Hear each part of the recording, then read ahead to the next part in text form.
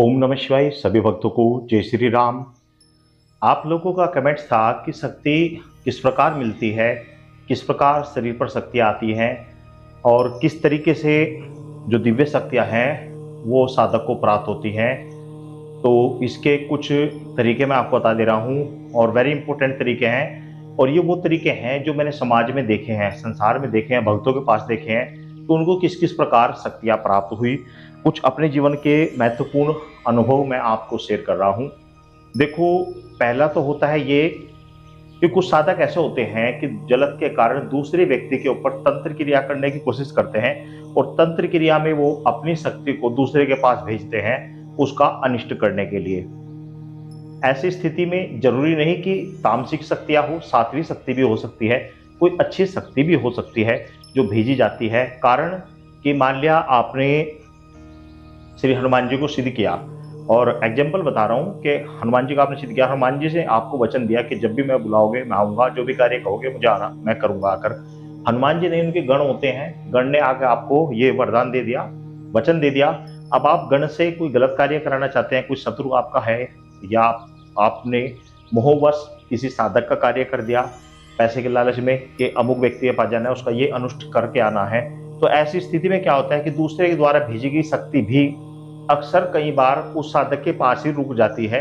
फिर वह साधक क्या होगा, किसी व्यक्ति के पास जाएगा, किसी भगत के पास जाएगा, हमारे पास या अन्य किसी व्यक्ति के पास आएगा, कहेगा कि जी मुझे ऊपर समस्या आ रही है, प्रॉब्लम आ रही है। तो ऐसी स्थिति में क्या होगा, शक्ति को मनाकर, शक्ति को प्रसन्न करके उसी के पास छोड़ दिया जाता है, या वह शक्ति स्वयं भी उसके पास रहने लग जाती है। तो ऐसा भी मैंने कई बार देखा है कि ऐसा भी कई साधकों के साथ हुआ कि शक्ति किसी दूसरे ने भेजी और वो उसी के साथ रहकर उसी का कार्य वो करने लगे।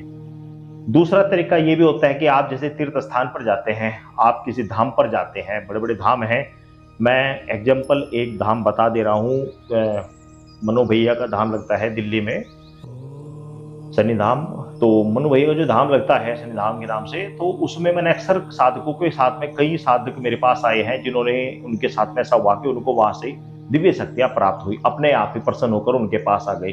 वो लोगों को इलाज करते हैं, कुछ शक्तियां वहां पर उतर जाती हैं और उतरने के बाद में वो लोगों को प्रसन्न होकर उनके पास आ जाती है। जैसे कि प्रीतम धाम या अन्य हर्ष भैया इत्यादि और बहुत सारे साधक मैंने अक्सर देखे, उनके पास दिव्य शक्तियां वहां से उन्हें प्राप्त हुई। तो कुछ शक्तियां ऐसी होती हैं जो धाम पर रहती हैं या देवस्थानों पर रहती हैं, तो वो अक्सर साधक की अच्छाई देखकर, साधक का व्यवहार देखकर उसके साथ प्रसन्न होकर चल देती हैं और उसका कार्य सफल करना प्रारंभ कर देती हैं।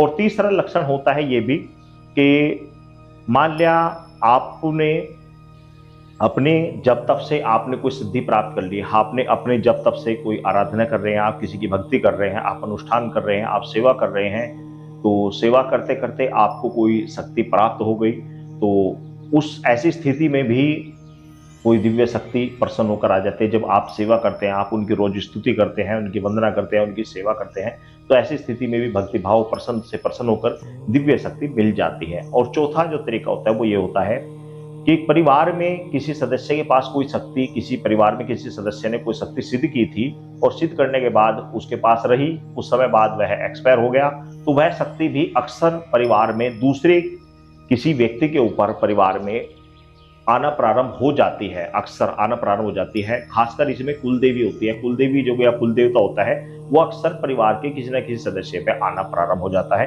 तो इन चार तरीकों को मैंने अपने जीवन में प्रत्यक्ष देखा, अपने पास आए हुए साधकों को के साथ में देखा कि इस तरह की तरीके से लोगों को शक्तियां मिलती हैं। तो ये चार तरीके, भाई आपकी कमेंट्स थी, मैंने बताया आपको चार तरीकों से शक्तियां मिलती हैं। ये चार तरीके ही होते हैं जिनके द्वारा शक्ति मिलती है। और एक तरीका होता है सबसे अलग, वो होता है गुरु के द्वारा। यदि आपका सामर्थ्यशाली गुरु है और वह चाहे तो वह अपनी शक्ति ट्रांसफर कर दूसरों को दे सकता है, ये भी एक अच्छा तरीका होता है। लेकिन इसके लिए योग्य गुरु होना चाहिए, प्लस वो योग्य गुरु पहले शिष्य की गणना करता है, पहले शिष्य को देखता है कि वह उस लायक है या नहीं है। अगर होता है तो उसे वह शक्ति प्रदान कर देता है। तो इन 5 तरीकों से शक्तियां मिलती हैं, ये तरीके होते हैं। सभी भक्तों को जय श्री राम।